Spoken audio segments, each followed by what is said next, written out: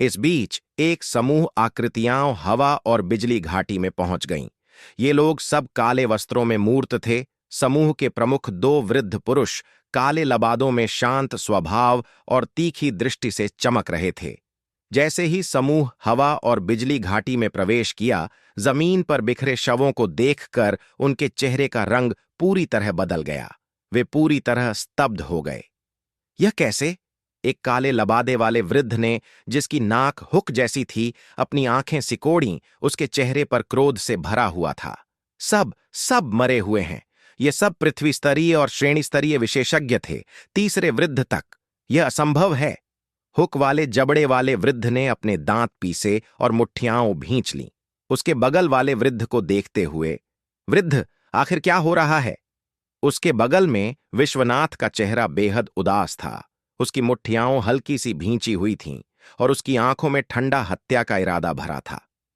इनमें से लगभग सभी को एक ही तलवार के प्रहार से गले पर मारकर मारा गया है। देव की शक्ति से वह बिल्कुल ऐसा नहीं कर सकता। किसी ने उसकी मदद की होगी। कौन है? कौन द्रविड़ परिवार का विरोध करने की हिम्मत रखता है? वे मौत मांग रहे हैं। विश्वनाथ ने सिर हिलाया। मुझे नहीं पता, लेकिन चाहे कोई भी उसकी मदद कर रहा हो, उसे मरना ही है। यह लड़का बहुत भयानक है। अगर उसे बड़ा होने दिया गया तो वह द्रविड़ परिवार के लिए बड़ा खतरा बनेगा। हमें उसे कुचलना ही होगा। हालांकि देव शायद पहले ही वैनजियान अकादमी लौट चुका होगा। इस घटना के बाद वह शायद अकादमी से आसानी से बाहर न निकले। वैनजियान अकादमी की रक्षा के साथ हमें दूसरा अवसर ढूंढना कठिन होगा। एक तरफ विश्वनाथ ने अपनी आंखें सिकोड़ीं, जैसे वह किसी चीज के बारे में सोच रहा हो। एक पल बाद उसकी आंखों में ठंडी चमक चमकी। उसने चारों ओर निगाह दौड़ाई और गहरी आवाज में कहा, इन शवों को वापस ले जाओ, उन्हें उचित दफन दो और उनके परिवारों को मुआवजा दो। हां। हंस। एक तलवार की हवा ने शून्य को चीर दिया, अत्यंत तीखी हवा लेकर, और तुरंत एक दांतेदार बाघ के सिर पर प्रहार किया। चर्र। खून के छींटे पड़ने की आवाज गूंजी और दांतेदार बाघ का सिर हवा में उड़ गया। फिर एक लाल और पीली राक्षसी आत्मा का धागा शव पर तैर गया। देव आगे बढ़ा और फू के साथ राक्षसी आत्मा सीधे आत्मा निगलने वाली तलवार द्वारा अवशोषित हो गई, एक ऊर्जा के धागे में बदलकर तलवार को भरने के लिए। यह दांतेदार बाघ आत्मा परिवर्तन क्षेत्र का चरम छठा स्तर का राक्षस प्राणी है, लेकिन मेरे लिए अब मैं इसे एक ही तलवार के प्रहार से मार सकता हूं। अगर मैं आगे बढ़ूं तो उच्च स्तरीय राक्षसी आत्माएं आत्मा निगलने वाली तलवार की अधिक मदद करेंगी। देव ने दांतेदार बाघ के शव को इकट्ठा किया और फिर क्षेत्र में गहराई तक गया। थोड़ी देर चलने के बाद देव अचानक रुक गया। फुफकार फुफकार फुफकार। अचानक आसपास की घास से हल्की फुफकार की आवाज आई। तुरंत जमीन से घर्षण की आवाज गूंजी और एक सांप का सिर, जो चटकीले रंगों के पैटर्न से ढका था, घास से बाहर निकला। जब उसका पूरा शरीर बाहर आया तो वह कटोरी जितना मोटा था और 10 मीटर से अधिक लंबा। फूल मुख वाला सांप आत्मा परिवर्तन क्षेत्र का 7वां स्तर का राक्षस प्राणी है और यह विष छोड़ सकता है। देव का चेहरा हल्का सा बदल गया, लेकिन वह घबराया नहीं। वह मुड़ा और देखा कि कुछ और फूल मुख वाले सांप बाहर आ गए। 1, 2, 3। अंत में चारों ओर की घास में सांप प्रकट हो गए, कम से कम 30 या 40। ये सांप अपनी जीभें फेंक रहे थे। उनकी फूली हुई आंखें ठंडक और लालच से भरी हुई थीं, जैसे वे पहले ही देव को अपना शिकार मान चुके हों। इस पल देव बिल्कुल घबराया नहीं था, बल्कि वह थोड़ा उत्साहित था। इन राक्षसी आत्माओं के साथ आत्मा निगलने वाली तलवार को स्तर ऊपर जाना चाहिए ना? फू फू फू। ठीक तभी फुफकार की आवाज गूंजी और ये फूल मुख वाले सांप सीधे हो गए, पारदर्शी तरल की धारें उगलते हुए। उसके होंठों को हल्का सा ऊपर की ओर मोड़ते हुए देव का आकार चमका, धुंधला हो गया और वह दर्जनों विष की धारों के बीच से गुजर गया, बिना एक बूंद भी अपने शरीर पर लगे। अब जब देव ने हवा की शक्ति को महारत हासिल कर ली है और उसका तीव्र छाया कदम 5वें स्तर पर पहुंच गया है, तो उसकी गति स्वाभाविक रूप से बहुत बढ़ गई है, जिससे इन विषैले तरल्लों को टालना आसान हो गया है। फुफकार फुफकार फुफकार। एक भयानक फुफकार की आवाज गूंजी। अपने प्रहार को छू के देखकर विषैले सांप तुरंत लपेट गए, अपने सिर ऊंचे उठाए और उनकी भूराग्रे आंखें और भी ठंडी हो गईं। स्विश स्विश, फुफकार के साथ विषैले सांप अचानक आगे कूद पड़े, अपने फैले हुए मुंह खोलकर तेज दांत दिखाते हुए और देव पर झपटे। दर्जनों सांप के सिर एक साथ निकले और दर्जनों फैले हुए मुंह एक साथ खुले। इसकी भयावहता से अधिकांश लोग डर कर मर जाएंगे। देव मुस्कुराया, एक कदम लिया और तुरंत अपनी जगह से गायब हो गया। अगले पल हवा में प्रकट हो गया। देव की आंखों में ठंडी चमक चमकी और उसने शांतिपूर्वक 2 उंगलियां एक साथ जोड़ीं, अपनी उंगलियों के सिरों पर तलवार जैसी ऊर्जा संकुचित करते हुए। जाओ! देव ने अपनी उंगलियां शून्य की ओर इशारा की। फू फू फू, फुफकार के साथ असंख्य अदृश्य तलवारों की ऊर्जा अचानक निकली और सांप मुख वाले प्राणियों को प्रतिक्रिया करने का मौका मिलने से पहले उनके सिर तलवारों से छेद खा गए। चट चट चट, सांप के सिर जमीन पर गिरे, जबकि बचे हुए शरीर अभी भी मरोड़ रहे थे।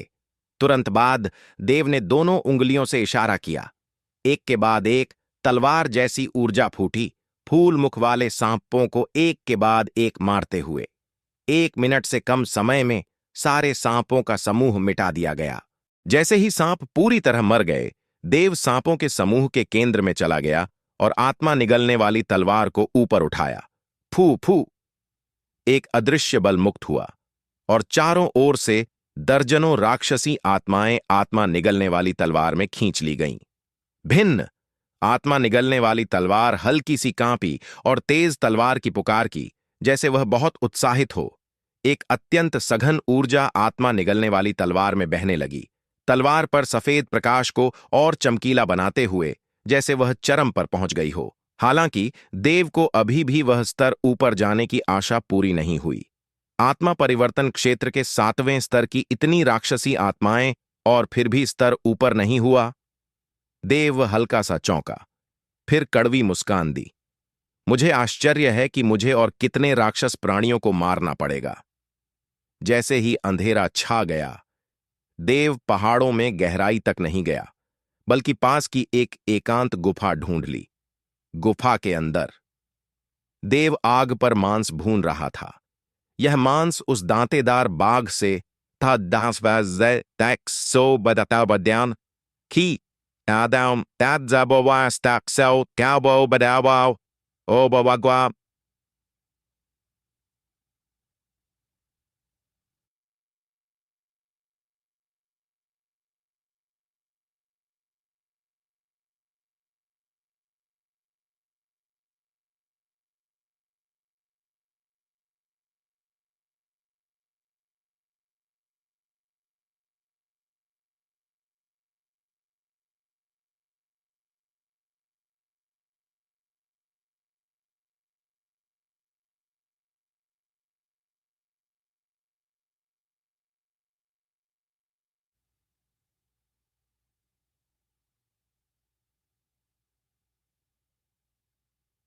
लिया गया था, अभी भी खून से सना हुआ। ज्वालाओं की गर्मी के नीचे यह जल्दी से तेलीय हो गया और तेल की बूंदें आग में गिरते हुए चर्र चर्र की। जल्द ही एक समृद्ध मांस की सुगंध गुफा में भर गई। देव खुद को रोक न सका, भुने हुए मांस को उतारा और उत्सुकता से एक टुकड़ा फाड़ा, सीधे अपने मुंह में डाल दिया। ओह, ये इतना गर्म है, इतना गर्म! चूस!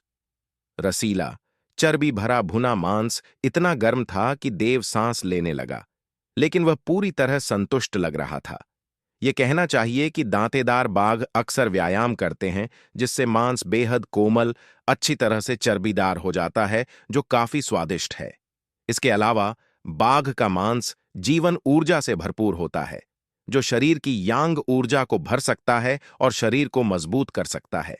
जल्द ही देव ने एक भुनी हुई बाघ की टांग खा ली, गुफा के बाहर से लाए हुए झरने के पानी का कुछ पिया और फिर अभ्यास करने लगा। देव ने अपनी स्थानिक अंगूठी निकाली, अपनी आध्यात्मिक इंद्रियां से जांचा और उसकी दृष्टि आत्मा एकत्र करने वाली घास पर पड़ी। आत्मा एकत्र करने वाली घास के 7 पत्ते हैं। इसे शुद्ध करने के समय आपको एक पत्ता एक समय में करना चाहिए और जल्दबाजी न करनी चाहिए। दिग्विजय के शब्द उसके मन में गूंजे। बिना हिचकिचाए देव ने एक तलवार के आकार का पत्ता फाड़ा, अपनी आध्यात्मिक इंद्रियां को वास्तविकता में लौटाया और इसे शुद्ध करने लगा। उसने धीरे से अपना हाथ खोला और एक तलवार के आकार का पत्ता उसके हथेली में लेटा था। फिर एक धारा आध्यात्मिक ऊर्जा उसके हथेली से बहने लगी और धीरे धीरे तलवार के आकार के पत्ते को घेर ली। फिर देव ने हल्के से अपनी हथेली मोड़ी और आध्यात्मिक ऊर्जा धीरे धीरे संकुचित हो गई और तीखी हो गई। तलवार के आकार का पत्ता कांपा और फिर धीरे से चूर्ण में कुचला गया। तलवार के आकार के पत्ते को काटने के बाद देव ने जोर से सांस ली और बारीक चूर्ण एक हल्के नीले ऊर्जा में बदल गया जो उसके शरीर में प्रवेश कर गया।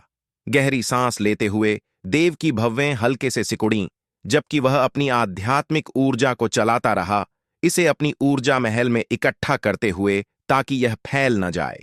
इस पल देव की आंखें चमकीं, एक खूनी प्रकाश की किरण चमकी और अगले पल उसके भवों के बीच लगभग 1 इंच लंबा खून लाल तलवार का चिन्ह प्रकट हो गया। लाल तलवार का चिन्ह लगातार चमक रहा था, हल्का सा कांप रहा था, जैसे वह उस हल्के नीले ऊर्जा को लालच से चाहता हो। देव ने भवें सिकोड़ी और अपनी इंद्रियों को हत्या तलवार आत्मा पर स्थानांतरित किया। तुरंत एक खूनी प्रकाश की धारा खून लाल तलवार के चिन्ह से अलग हो गई, धीरे से नीचे बहने लगी और अंत में अपनी ऊर्जा महल में प्रवेश कर गई, जहां यह नीली ऊर्जा से मिल गई। जैसे ही लाल प्रकाश ऊर्जा महल में प्रवेश किया, बिना देव को उसे चलाने की जरूरत के यह सीधे नीली ऊर्जा की ओर बह गया और फिर पागलपन से इसमें मिल गया, नीली ऊर्जा के साथ उलझ गया और हिलाने लगा। लाल प्रकाश उत्साह से रंगा हुआ तेजी से नीली ऊर्जा को निगल गया। जल्द ही निगली गई नीली ऊर्जा लाल में बदल गई और प्रक्रिया बिना रुके जारी रही। यह सफल हो गया। देव का चेहरा पसीने से ढका हुआ थोड़ी उत्साह की झलक दिखा रहा था। आखिरकार यह उसका पहला बार था जब वह तलवार के आकार की घास को शुद्ध कर रहा था, इसीलिए वह स्वाभाविक रूप से काफी उत्साहित था। बेशक देव ने इसकी वजह से डील नहीं दी।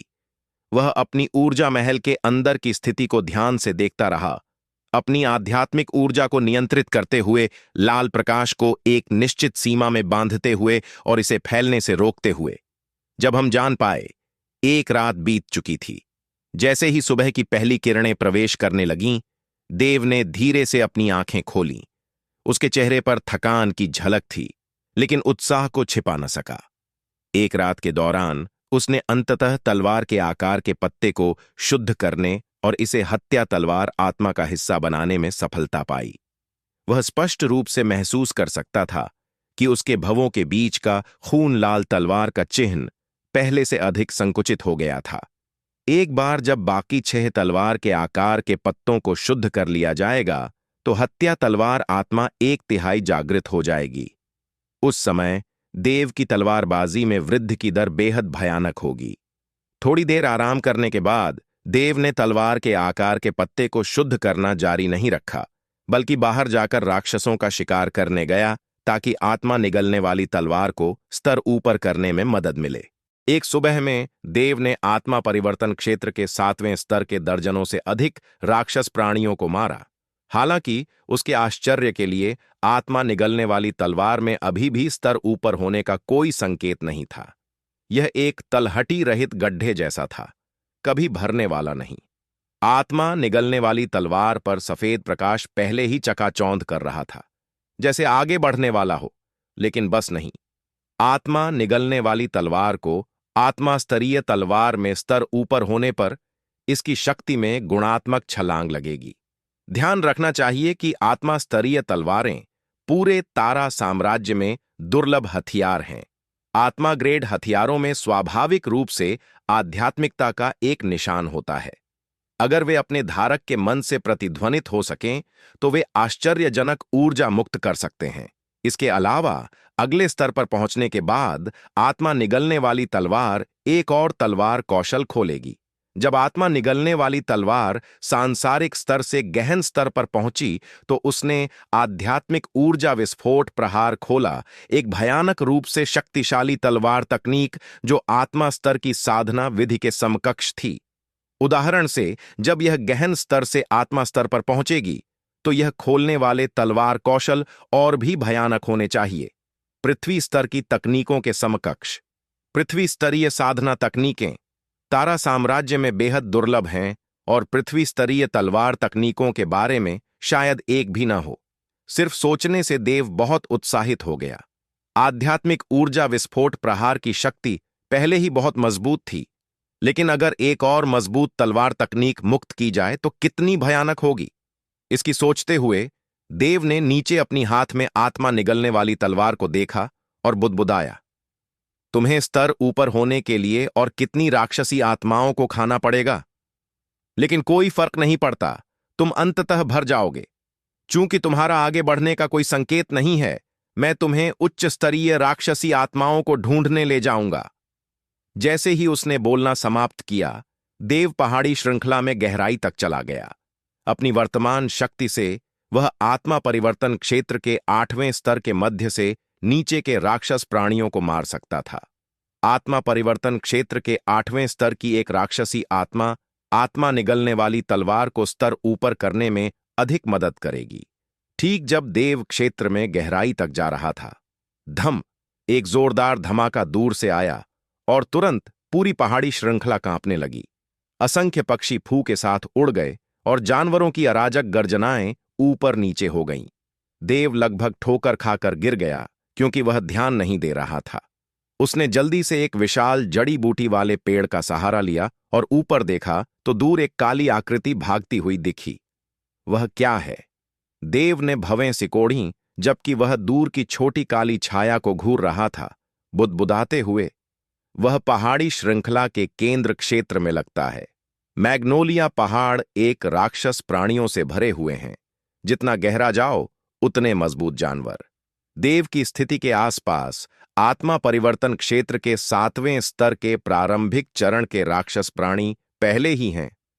केंद्र क्षेत्र कुछ मील दूर बेहद शक्तिशाली राक्षस प्राणियों से भरा होना चाहिए, कम से कम आत्मा परिवर्तन क्षेत्र के 9वें स्तर के या इससे भी ऊंचे।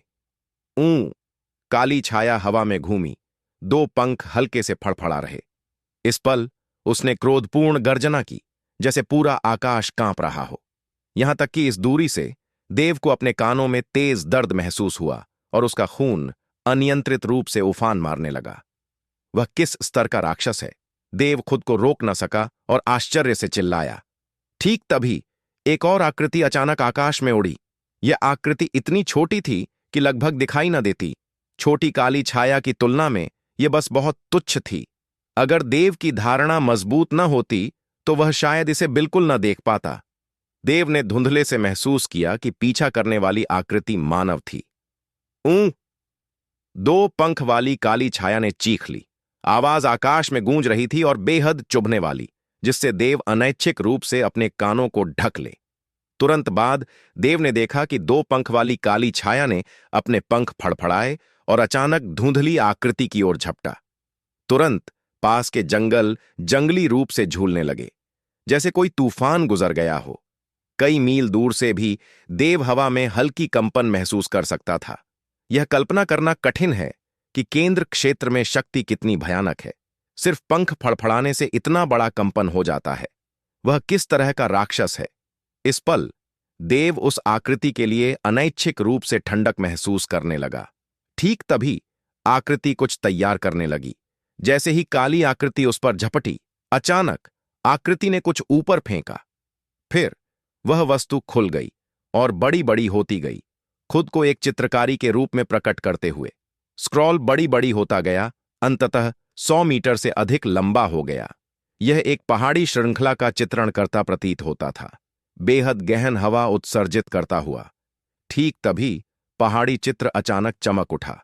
उसके निरंतर पहाड़ चमकदार और जीवंत दिखे, जैसे वे चित्र से बाहर कूदने वाले हों। धम! एक बधिर गर्जना के साथ चित्र से अचानक एक बेहद भयानक हवा मुक्त हुई, जैसे पहाड़ों ने फूटकर बाहर आकर काली आकृति पर दबाव डाला हो। उस पल काली छाया ने लंबी ऊं की, उसके पंख फड़फड़ाए और उसके शरीर से अत्यंत भयानक हवा फूटी।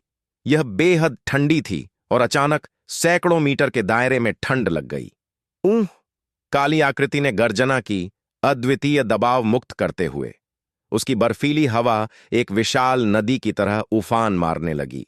जहां भी वह बर्फीली हवा गुजरी, आसपास तुरंत बर्फ में जम गई, जैसे पूरा आकाश जमा देने वाला हो। यहां तक कि यहां खड़े होकर देव खुद को कंपी महसूस करने से रोक न सका।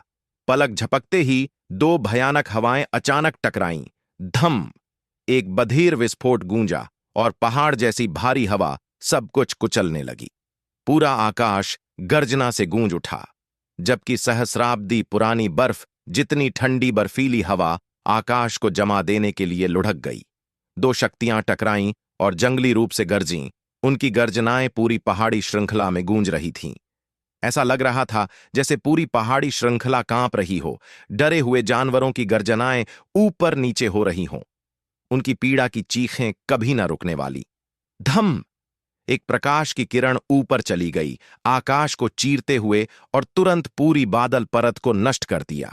एक भयानक सदमे की लहर बाहरी रूप से फैल गई, जैसे तरंगें हवा को निचोड़ते हुए और तुरंत एक विशाल शून्य बनाते हुए।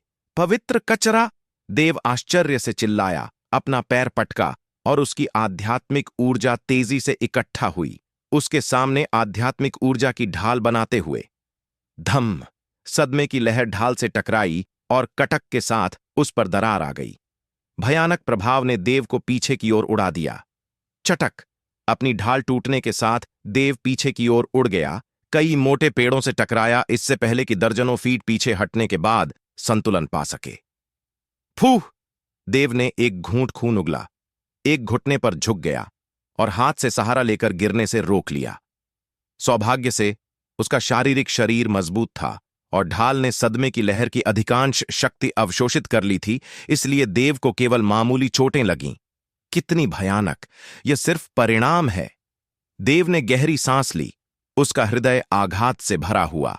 उसने इस भयानक शक्ति को पहले केवल एक बार देखा था, काली झेड़ खंडहरों में, नांगोंगजी और दिग्विजय के बीच लड़ाई के दौरान, दोनों गहन आत्मा क्षेत्र के।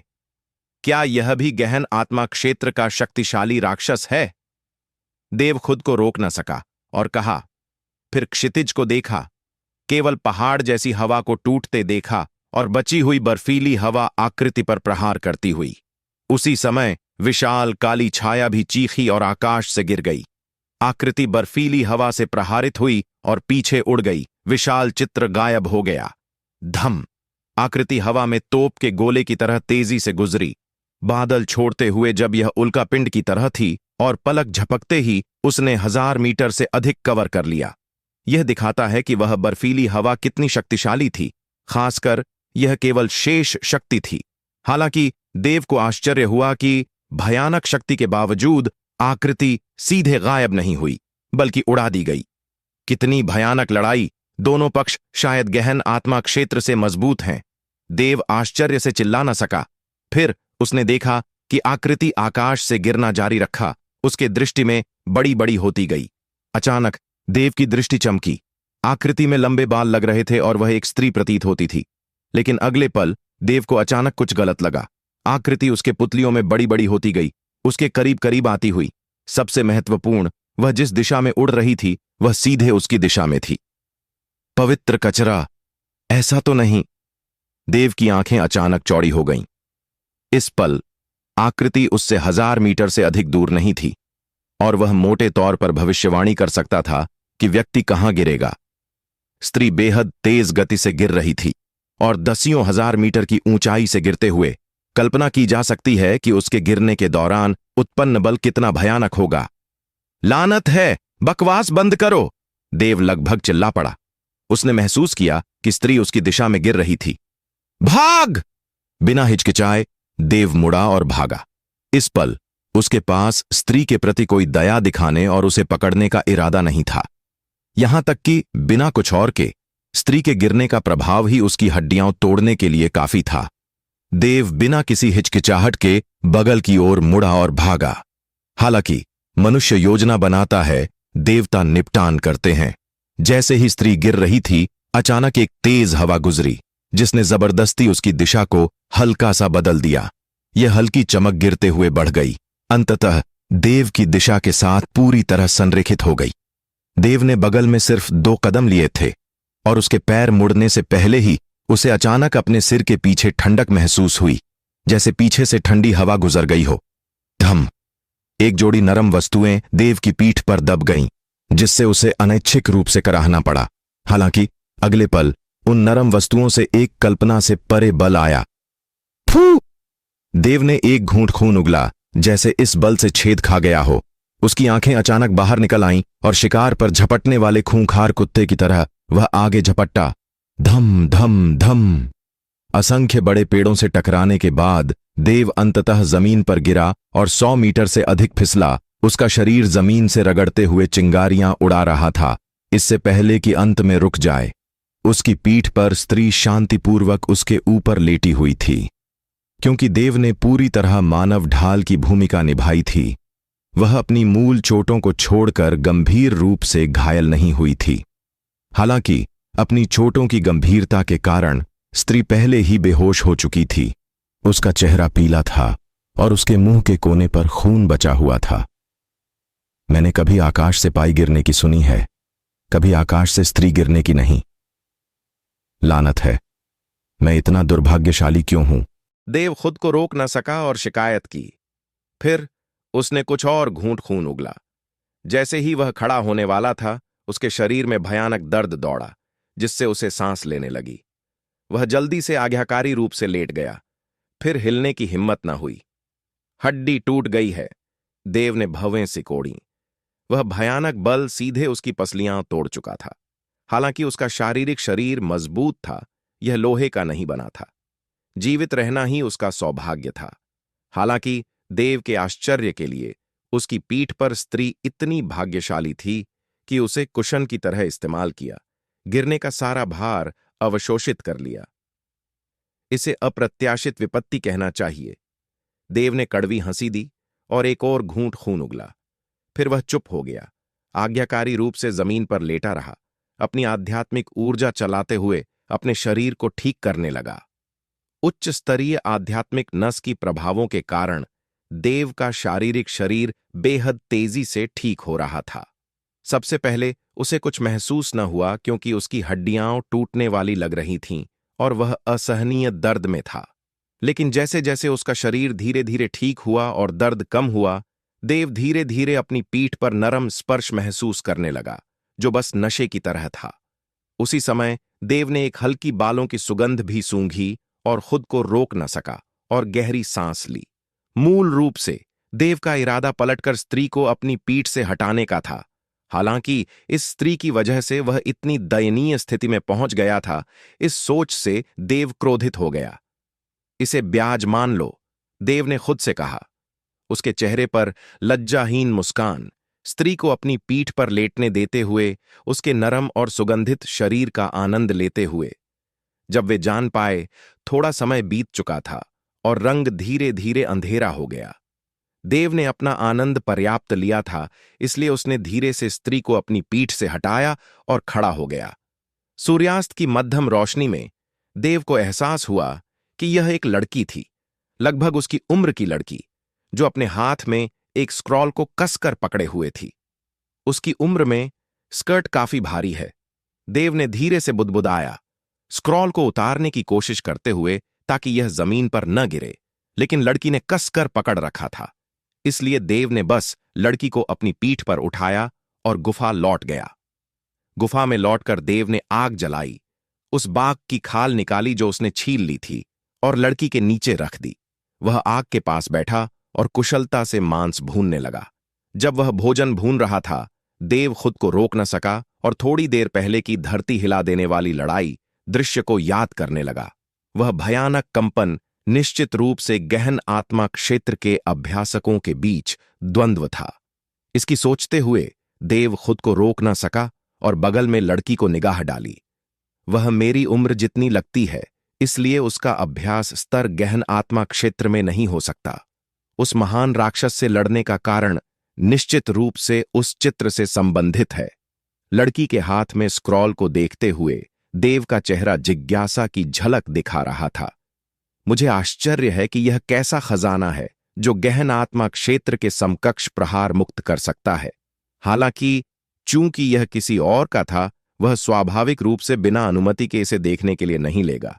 फिर देव ने अपनी दृष्टि स्थानांतरित की और जब यह लड़की के चेहरे पर पड़ी तो वह पल भर के लिए जम गया।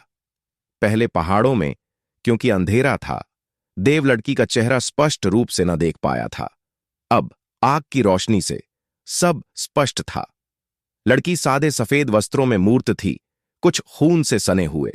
वह पतली थी, उसके सिर पर सुंदर बाल जो अब हल्के से बिखरे हुए और कंधों पर लटक रहे थे। उसके अंग सुंदर और आकर्षक थे और उसकी त्वचा बर्फ जितनी सफेद थी, बिना किसी दोष के। पल भर के लिए देव भी लड़की की आकर्षक सुंदरता से मोहित हो गया और उसे कुछ सेकंड लगे ठीक होने में। वह इतनी सुंदर है, बड़ी होने पर निश्चित रूप से एक घातक सौंदर्य होगी। देव खुद को रोक न सका और उसकी प्रशंसा की। उसने कई सुंदर स्त्रियों को देखा था, प्रारंभिक ली रोलान जो आकर्षक और कामुक थी, से लेकर बाद की लान यान एर जो कोमल और नाजुक थी, और बर्फ कमल अकादमी की डिंग झिदिए जो उदासीन और सुंदर थी। लेकिन सामने वाली लड़की की तुलना में वह अभी भी थोड़ी कम थी। हालांकि लड़की के आकर्षक सुंदर चेहरे के बावजूद देव के मन में कोई कामुक विचार नहीं थे। वह बस उसे बहुत सुंदर पाता था। उस पल देव को अचानक लगा कि हालांकि उसने बहुत चोटें झेलीं, लेकिन लड़की की जान बचाने के लिए यह लायक था। ऐसी आकर्षक सुंदरता का इतना दुखद रूप से चला जाना वास्तव में अफसोस की बात होगी।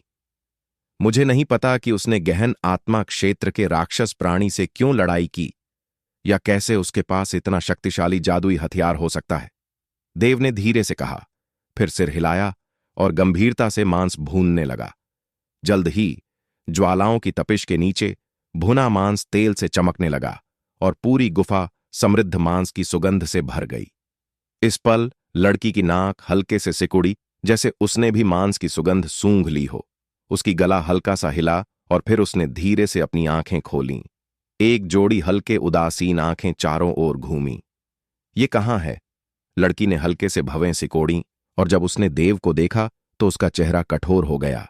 फिर उसने नीचे देखा और राहत की सांस ली जब पाया कि उसके वस्त्र साफ सुथरे थे। ऐसा लगता है कि वह अच्छी तरह जानती थी कि उसका रूप विपरीत लिंग को कितना आकर्षक लगता है, इसलिए वह इन चीजों को लेकर चिंतित थी, लेकिन स्पष्ट रूप से वह अधिक सोच रही थी। क्या तुमने मुझे बचाया? लड़की ने अपनी शीतल आंखों से देव को निगाह डाली, उनमें थोड़ी कोमलता की झलक। आखिरकार उसके बेहोशी के दौरान युवक ने उसके साथ कुछ अनुचित नहीं किया था और उसे बाघ की खाल से ढक भी दिया था। लड़की के जागने को देखकर देव मुस्कुराया और सिर हिलाया। तुम जाग गईं। तुम्हें आंतरिक चोटें हैं और आराम की जरूरत है। अभी ज्यादा ना हलचल करो। यहां, इसे खाओ। देव ने ताजा भुने मांस को लड़की की ओर बढ़ाया। लड़की ने एक पल हिचकिचाया, फिर भुने मांस को लिया, देव को निगाह डाली और शांतिपूर्वक पूछा, तुम्हारा नाम क्या है? देव। और तुम? युवती। अक्षता। लड़की उदासीनता से जवाब दिया, ठंडी भावना देते हुए जो उसके रूप से मेल खाती थी, एक शीतल और कुलीन स्वभाव प्रस्तुत करते हुए। इस लड़की की पहचान शायद असाधारण है, देव ने खुद से अनुमान लगाया। मिस अक्षता, ईमानदारी से कहूं तो मैंने तुम्हारी उस राक्षस प्राणी से लड़ाई देखी। क्या तुम मेरी जिज्ञासा शांत कर सकती हो और बता सकती हो कि यह सब क्या था? देव ने पूछा, फिर जोड़ा, अगर तुम नहीं चाहती तो बताने की जरूरत नहीं। माफ करना, कोई टिप्पणी नहीं, अक्षता ने शांतिपूर्वक कहा, जिससे देव खांसी करने लगा। यह लड़की वाकई सीधी है। यह स्पष्ट था कि दूसरा व्यक्ति ठंडा दिल वाला था, इसलिए देव ने बोलना बंद कर दिया और मांस भूनने पर ध्यान केंद्रित किया। हे, तुम्हारा भुना मांस काफी अच्छा है। अपनी असभ्यता का एहसास करते हुए अक्षता ने अचानक कहा, अगर स्वादिष्ट है तो ज्यादा खाओ। देव ने हल्की मुस्कान दी और एक टुकड़ा भुना मांस अक्षता को बढ़ाया। धन्यवाद, लेकिन मैं भर गई, बाकी तुम खा लो। अक्षता ने मुस्कुराते हुए जवाब दिया, लेकिन मुस्कान थोड़ी अस्वाभाविक लग रही थी, जैसे वह मुस्कुराने की आदी न हो। देव ने औपचारिकता न की और खुद खाने लगा। उसने जल्दी से डिनर समाप्त किया और फिर बगल में जाकर अभ्यास करने लगा। तलवार के आकार की घास को शुद्ध करो। पिछली बार की तरह देव ने एक तलवार के आकार की घास निकाली और उसकी ऊर्जा को अवशोषित करने और शुद्ध करने लगा। जब उसने देव की भवों के बीच चमकते लाल तलवार चिन्ह को देखा तो हमेशा उदासीन अक्षिता भी भवें सिकोड़ने से खुद को रोक न सकी। वह तलवार आत्मा है, तलवार के आकार की घास। वह तलवार आत्मा एकत्र कर रहा है, तो वह तलवार अभ्यासक है। अक्षिता ने थोड़ा आश्चर्य दिखाया। वह स्वाभाविक रूप से जानती थी कि तलवार आत्मा का क्या अर्थ है। उसने उम्मीद नहीं की थी कि सामने वाला युवक उसके जैसा ही है, चांगराओ फू से आगे की कौशल रखने वाला। हालांकि वह आत्मा रून में विशेषज्ञ है, जबकि वह तलवारबाजी में। अगर ऐसा है तो शायद हम उसे इसके बारे में बता सकते हैं। शायद वह मदद कर सके। अक्षिता ने अपनी सुंदर आंखें झपकाईं, मन में सोचते हुए। जब वे जान पाए, 3 घंटे बीत चुके थे। चमकीली चंद्रमा की रोशनी नीचे चमक रही थी, गहरी गुफा को काफी चमकीला बना रही थी। अचानक देव ने अपनी आंखें खोलीं, उनमें तेज चमक चमकी। उसके होंठों पर मुस्कान आ गई। दूसरा तलवार के आकार का पत्ता सफलतापूर्वक शुद्ध हो गया। देव ने अपनी गर्दन मरोड़ी और शरीर स्ट्रेच किया, लेकिन देखा कि गुफा के बाहर अभी भी अंधेरा था। उसने अनुमान लगाया कि रोशनी होने में 2 घंटे से कम होंगे। क्यों न एक और तलवार के आकार का पत्ता शुद्ध कर लूं, देव ने खुद से सोचा। लेकिन ठीक तभी गुफा के अंदर से अक्षिता की आवाज अचानक आई। इतनी ठंड, इतनी ठंड। उसकी आवाज कांप रही थी, दांतों की ठक ठक और कमजोर कराह की हल्की आवाज के साथ। देव ने जल्दी से आग जलाई। आग की रोशनी में अक्षिता का चेहरा मृत्यु जैसा पीला था। उसका नाजुक शरीर बाघ की खाल के अंदर लगातार कांप रहा था और उसके गालों पर कुछ ठंड तक जम गई थी। मिस शी, क्या हुआ? देव ने जल्दी से पूछा। अक्षिता ने हल्के से आंखें खोलीं, उसकी कमजोर आवाज कांपते हुए। मुझे उस राक्षसी पंख वाली बर्फ मूर्ति ने प्रहार किया। मेरे शरीर में शेष ठंडा विष अभी भी है और अब ठंडा विष भड़क गया है। समय बीतने के साथ अक्षिता की आवाज धीमी और धीमी होती गई, जब तक कि लगभग सुनाई न देने लगी। यह सुनकर देव ने भवें सिकोड़ी। राक्षसी पंख वाली बर्फ मूर्ति निश्चित रूप से वह गहन आत्मा क्षेत्र का महान राक्षस था जिससे उसने लड़ाई की थी। देव को ठंडे विष को ठीक करने के बारे में ज्यादा यकीन न था, लेकिन चूंकि अक्षिता को ठंड लग रही थी, वह उसे ठंड दूर करने में मदद कर सकता था। देव ने कुछ लकड़ियां ओलीं और आग को अक्षिता के करीब ला दिया। आग की गर्माहट से उसे बेहतर महसूस होना चाहिए। धन्यवाद, अक्षिता ने कांपते हुए कहा। उसका पूरा शरीर अभी भी हिल रहा था। तुम्हें मेरी चिंता करने की जरूरत नहीं। मेरी शक्ति कल कुछ ठीक हो जाएगी और फिर मैं ठंडा विष साफ कर दूंगी। अक्षिता ने इन शब्दों को बहुत प्रयास से कहा, जैसे उसने अपार शक्ति का उपयोग किया हो, और उसकी सांस तेज हो गई। क्या तुम्हें बेहतर लग रहा है? देव ने कुछ चिंता से पूछा। अक्षिता के रूप से अनुमान लगाते हुए ऐसा लग रहा था कि कैंप फायर उसे ज्यादा मदद नहीं कर रहा था। आखिरकार ठंडा विष शरीर के अंदर से बाहर फैलता है। यह शरीर के अंदर से उत्पन्न ठंडक है और बाहरी तापमान उसे बहुत कम मदद देता है। नहीं, कुछ नहीं, अक्षिता ने शांतिपूर्वक कहा। जल्दी से अपनी आंखें बंद कीं और अपने शरीर में ठंडे विष को शांत करने की पूरी कोशिश की। ठीक है। देव ने धीरे से सांस ली, बगल में लेट गया और कुछ नहीं कहा। वह उसे ज्यादा मदद न कर सका, इसलिए केवल प्रार्थना कर सकता था कि वह रात जल्दी पार कर ले। हालांकि ज्यादा देर न हुई जब एक दर्दनाक चीख अचानक गूंजी। क्या हुआ? देव सोने ही वाला था जब यह चीख उसे अचानक जगा दिया और वह उछल पड़ा। दूसरी तरफ अक्षिता का चेहरा पहले से भी पीला था, जैसे ठंड और बर्फ के क्रिस्टल से ढका हो, और वह और भी जोर से कांप रही थी। शी लड़की, कैसे हो? देव ने भवें सिकोड़ी, बहुत चिंतित लगते हुए। अगर यह जारी रहा तो लोग वाकई जमा सकते हैं। इस पल अक्षिता ठंडे विष की यातना से बेहोश प्रतीत होती थी। वह नहीं बोली, बस दीवार से सटकर लगातार कांप रही थी। आह आह। अक्षिता लगातार दर्द से कराह रही थी, जैसे ठंडे विष की यातना हो रही हो।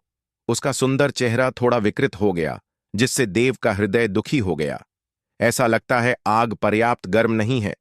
अगर यह जारी रहा तो वह शायद रात न पार कर पाए। देव ने भवें सिकोड़ी, फिर अचानक कुछ सोचा, एक पल हिचकिचाया और दृढ़ निश्चय किया। मिस शी, कृपया मुझे क्षमा करो। देव आगे बढ़ा, अक्षता के बगल में बैठ गया और उसके हाथों को ढक लिया। जब देव ने अक्षता के हाथ को छुआ तो वह अचानक कांप गया। इस लड़की का हाथ वाकई ठंडा था, जैसे दो बर्फ के टुकड़े। कल्पना करना कठिन था कि अक्षता के शरीर में ठंडा विष कितना भयानक था। तुरंत देव ने अपनी आध्यात्मिक ऊर्जा चलाई, जो लगातार अक्षता की हथेली में बहने लगी और फिर उसके शरीर में गर्माहट की धाराओं में बदलकर ठंड का मुकाबला करने के लिए। कुछ देर बाद अक्षता को थोड़ा सुधार लगने लगा। उसकी चेतना थोड़ी लौट आई और उसके गालों पर ठंड हल्की सी कम हो गई। लेकिन जब उसने धीरे से आंखें खोलीं और देखा कि उसके हाथ पकड़े हुए हैं, तो उसका चेहरा अचानक थोड़ा अप्रसन्न हो गया।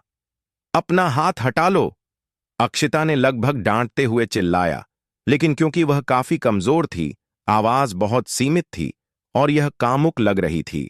उसके गालों पर लाली चढ़ गई।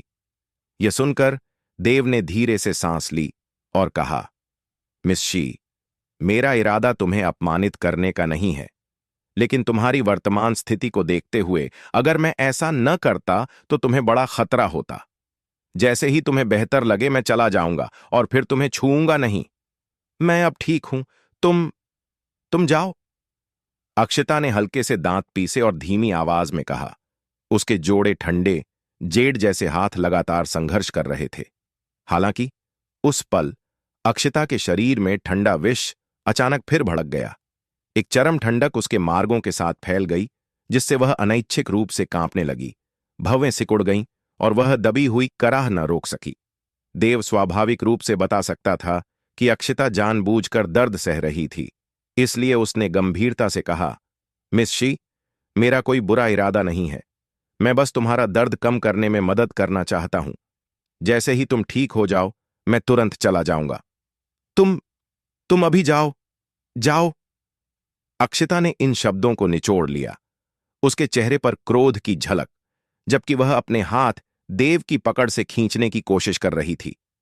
यह सुनकर देव ने भवें सिकोड़ी। हालांकि वह बुरा व्यक्ति नहीं था और दूसरों की मदद करने को तैयार था, वह संत नहीं था और उसका अपना स्वभाव था। चूंकि अक्षता इतनी जिद्दी है और उसे जाने को कहा गया है, लेकिन वह फिर भी आया है, क्यों उसे जीतने की कोशिश करनी चाहिए? शी लड़की, बेहतर है तुम खुद को संभालो। देव ने निर्णायक रूप से अपने हाथ छोड़ दिए और जाने वाला था। ठीक तभी अक्षता के शरीर से एक और ठंडा विष का विस्फोट हुआ। इस बार यह पहले से मजबूत था, जिससे अक्षता अनैच्छिक रूप से चीख पड़ी। उसका चेहरा अचानक मृत्यु जैसा पीला हो गया। भव्वें कसकर सिकुड़ गईं, उसे बेहद दर्दनाक दिखाते हुए। देव ने अक्षता को निगाह डाली, एक पल हिचकिचाया और फिर मुड़कर चला गया। ठीक तभी उसे अपने हाथ पर अचानक ठंडक महसूस हुई, जैसे कुछ ने उसे पीछे खींच लिया हो। देव ने नीचे देखा और देखा कि यह अक्षता का हाथ था जिसने उसे पकड़ लिया था। ऐसा लग रहा था कि यह अनैच्छिक क्रिया थी। इस पल वह ठंडे विष की यातना से त्रस्त होकर फिर बेहोश हो गई थी। हाय, मुझे लगता है पिछले जन्म में मैं तुम्हें कुछ आर्नी था। देव ने सांस ली। अक्षता के सुंदर चेहरे पर ठंड और दर्द भरे रूप को देखकर उसका हृदय नरम हो गया। वह उसके बगल में बैठ गया और अपने हाथों से उसके हाथ ढक लिए। आधे घंटे बाद अक्षता की स्थिति अंततः सुधर गई। धीरे धीरे उसे कुछ चेतना लौट आई। जब उसने अपने हाथों में गर्माहट महसूस की तो वह जान गई कि क्या हो रहा है। हालांकि इस बार उसने संघर्ष नहीं किया। उसका शरीर बस कुछ बार अनैच्छिक रूप से कांपा, जैसे वह इसके आदी न हो। हालांकि वह जल्दी ही आदी हो गई। उसकी आंखें हल्के से बंद थीं। उसके चेहरे पर ठंड धीरे धीरे गायब हो गई। उसकी सांस तेज हो गई और उसके चेहरे पर लाली धीरे धीरे फैल गई, गर्दन की जड़ों तक। यह देखकर देव का हृदय हल्का सा हिल गया। यह अक्षता मूल रूप से बर्फ की रानी थी, लेकिन अब वह स्त्री जैसी लग रही थी, एक स्पर्श प्यारापन जोड़ते हुए, एक शांत बिल्ली जैसी। धीरे धीरे अक्षता की सांस स्थिर हो गई और वह निश्चित रूप से सो गई। उसके शरीर की ठंडक भी काफी कम हो गई।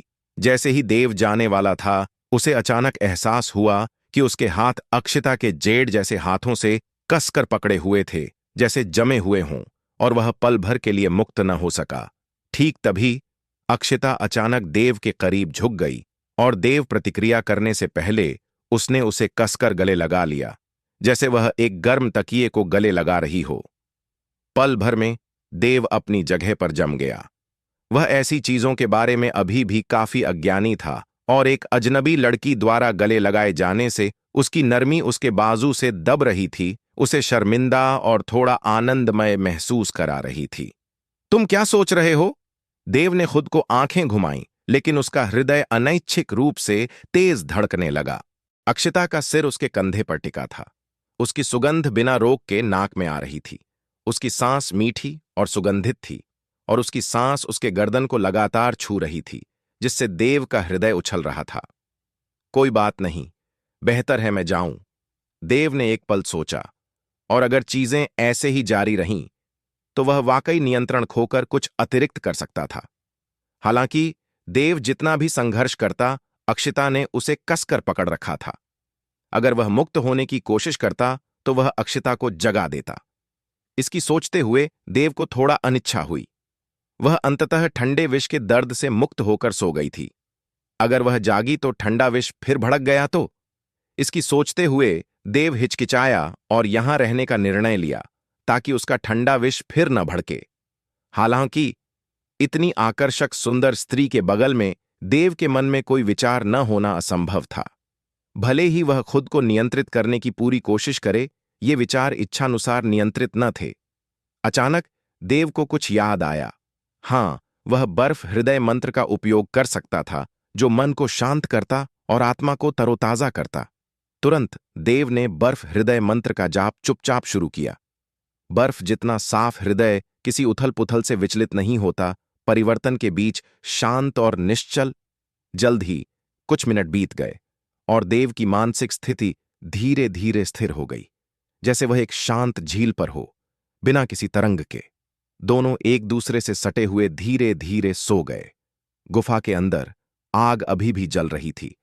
झिलमिलाती ज्वालाएं दो व्यक्तियों के चेहरों को रोशन कर रही थीं। एक का चेहरा सुंदर दृढ़ता की झलक के साथ, जबकि दूसरी आकर्षक सुंदरता उदासीनता के स्पर्श के साथ। दोनों गहरी नींद में थे, उनके रूप शांतिपूर्ण एक कुछ ग्रामीण दृश्य बनाते हुए। आह! शांतिपूर्ण सुबह एक चीख से टूट गई। जब देव गहरी नींद में था, उसे अचानक अपने गाल पर बल महसूस हुआ। उसके कानों में जोरदार आवाज गूंजी, चटक! देव थप्पड़ से उड़ गया। हवा में अचानक जागा, इससे पहले कि भारी रूप से पहाड़ी दीवार से टकराकर जमीन पर गिर जाए। दर्द होता है। देव ने सांस ली, भवें सिकोड़ी और जमीन से खड़ा हुआ, लेकिन अचानक मजबूत हत्या का इरादा महसूस किया। सिर घुमाते हुए उसने देखा कि अक्षिता उसे ठंडे से घूर रही थी। उसकी आंखें हत्या के इरादे से भरी हुईं। इस पल अक्षिता बर्फ जितनी ठंडी थी, उसका चेहरा इतना लाल कि खून टपकने वाला लगे। वह देव को घूर रही थी, दांत कसे हुए, जैसे वह उसे जिंदा निगल जाना चाहती हो। हे, मैं तुम्हारा उद्धार करता हूं। तुम क्या कर रही हो? तुम दया का बदला दुश्मनी से ले रही हो। देव ने अपने जलते गाल को छुआ और कुछ क्रोध से कहा, तुमने ठंडे विष की यातना में मेरा लाभ उठाया। तुम हरामी, तुम खुद को तलवार अभ्यासक कहते हो, लेकिन तुम बस एक कामुक दुष्ट हो, एक नीच और लज्जाहीन व्यक्ति। मैं तुम्हें मार डालूंगी। अक्षिता ने चिल्लाया और अचानक खड़ी हो गई। उसकी हवा तुरंत फूटी। एक भयानक बल बाहरी रूप से फैल गया। आत्मा परिवर्तन क्षेत्र का 8वां स्तर। एक तरफ देव का रूप थोड़ा गंभीर हो गया। उसने उम्मीद नहीं की थी कि अक्षिता इतनी युवा उम्र में आत्मा परिवर्तन क्षेत्र के 8वें स्तर का अभ्यास स्तर रखती हो। हालांकि वह अब उसके साथ लड़ सकता था। क्या दूसरे पक्ष के पास कोई त्रुप का असर रखा हो सकता है? वह स्क्रॉल अकेले गहन आत्मा क्षेत्र के समकक्ष शक्ति मुक्त कर सकता है। यह कहना कठिन है कि इस लड़की के पास अन्य शक्तिशाली जादुई खजाने न हों।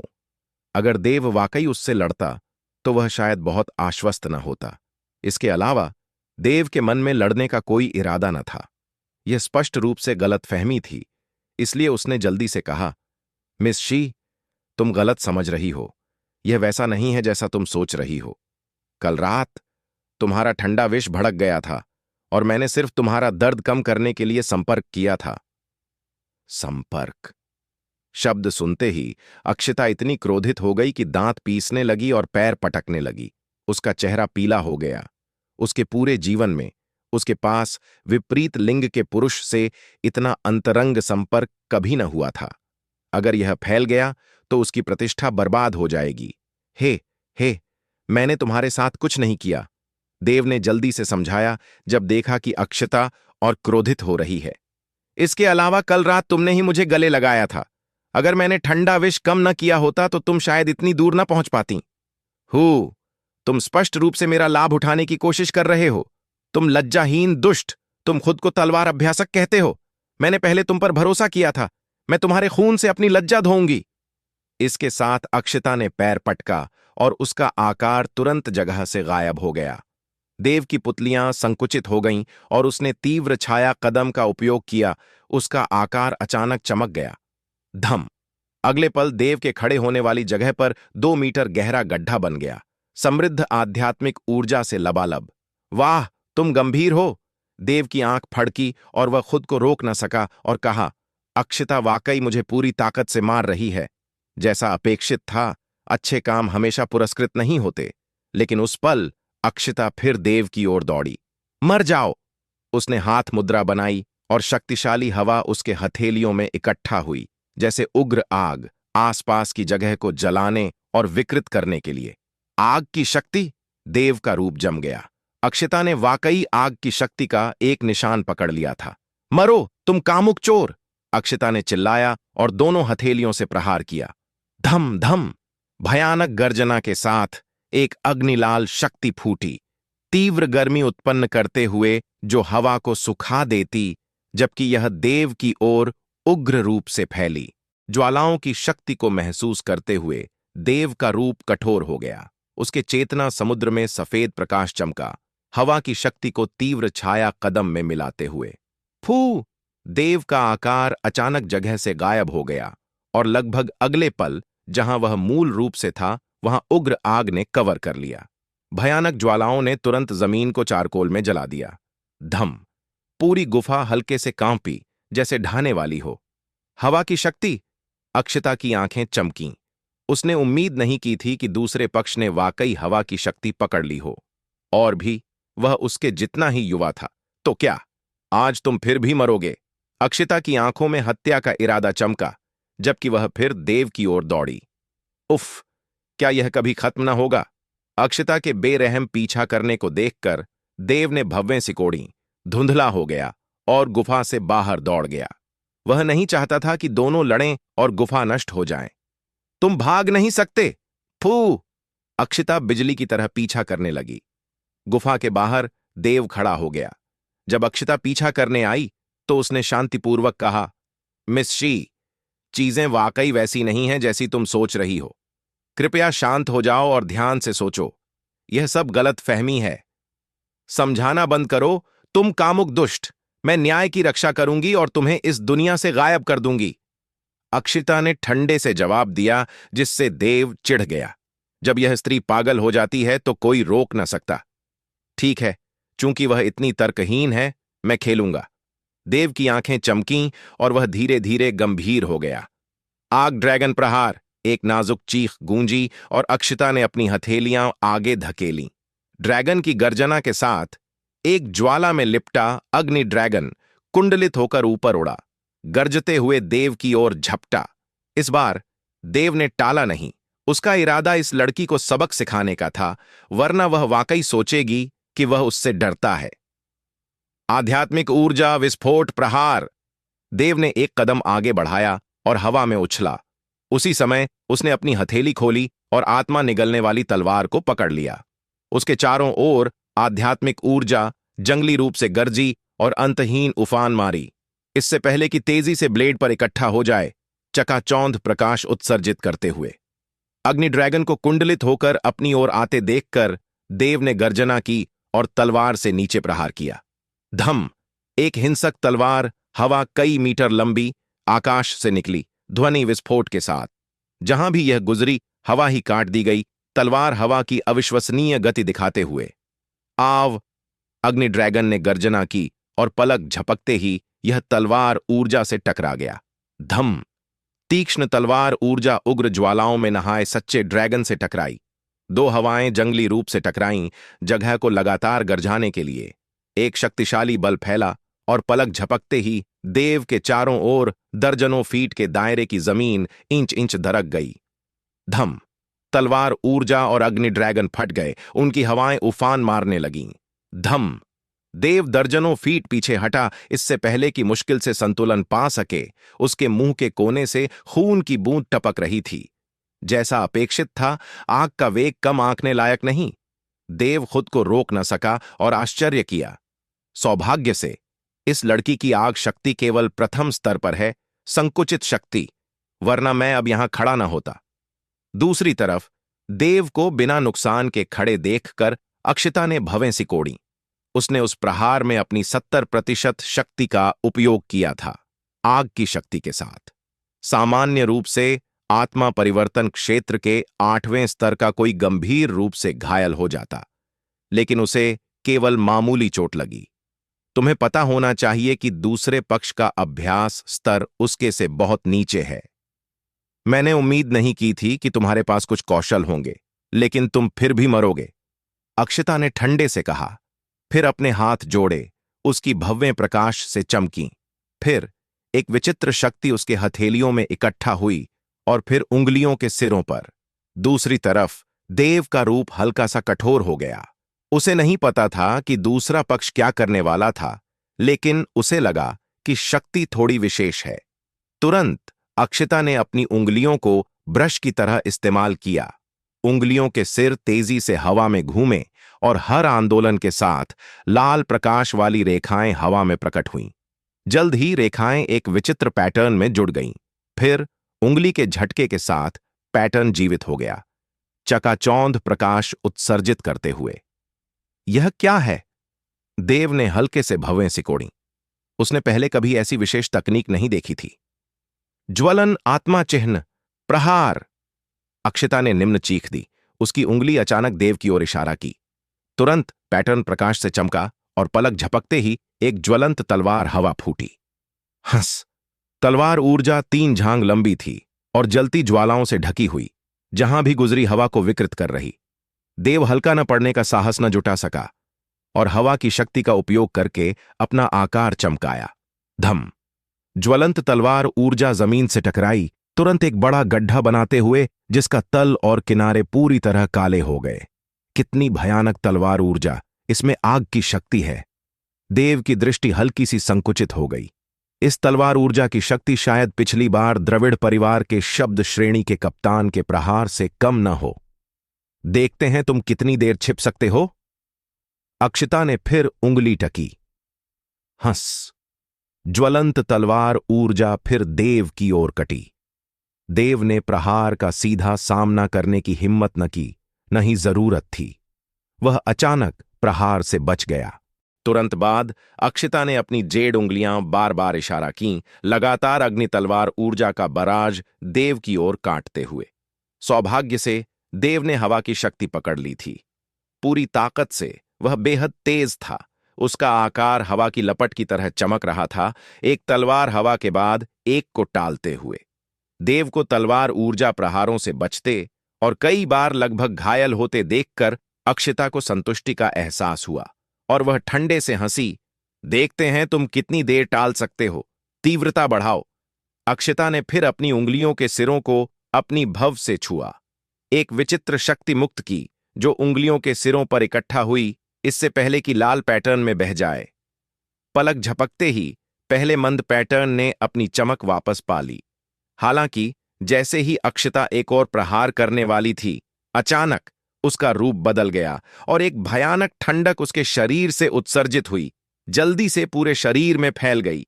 उसके गाल जल्द ही बर्फ सफेद हो गए और ठंड से ढक गए। लानत है, ठंडा विष इस समय भड़क गया, लानत है। अक्षिता ने दांत पीसे अपनी छाती पकड़ी और अनैच्छिक रूप से कुछ कदम पीछे हटी। उसका चेहरा और पीला हो गया। इधर देव ने भी अक्षिता के असामान्य व्यवहार को नोटिस किया। जब उसने उसके चेहरे पर ठंड को देखा तो वह जान गया कि लड़की के शरीर में ठंडा विष फिर भड़क गया था। तुम्हारी नजर तेज है, हूं? अब देखते हैं तुम क्या करोगे। देव मुस्कुराया और अचानक चमक के साथ अक्षिता की ओर दौड़ गया। इस पल अक्षिता ठंडे विष से क्षीण हो रही थी। उसका पूरा शरीर अनियंत्रित रूप से कांप रहा था और वह कोई और प्रहार न कर सकी। देव को उड़ते देखकर वह मुड़ी और भागने की कोशिश की। हालांकि देव बेहद तेज था और पलक झपकते ही उसके पीछे पहुंच गया, उसे जमीन पर पटक दिया। मुझे छोड़ दो, मुझे छोड़ दो, तुम विकृत, तुम कामुक दुष्ट, तुम लज्जाहीन दुष्ट। अगर तुमने मुझ पर हाथ उठाया तो मैं तुम्हें नहीं छोड़ूंगी, मुझे छोड़ दो। अक्षिता चीखी। उसका सुंदर चेहरा ठंड से जम गया था, जो शर्म और क्रोध की लाली के साथ अकल्पनीय आकर्षण पैदा कर रहा था। हालांकि इस पल देव के मन में कोई अन्य विचार न था सिवाय क्रोध के। उसने अक्षिता को जमीन पर दबाया, उसकी कलाई पकड़ी और फिर उसकी नसें सील कर दीं।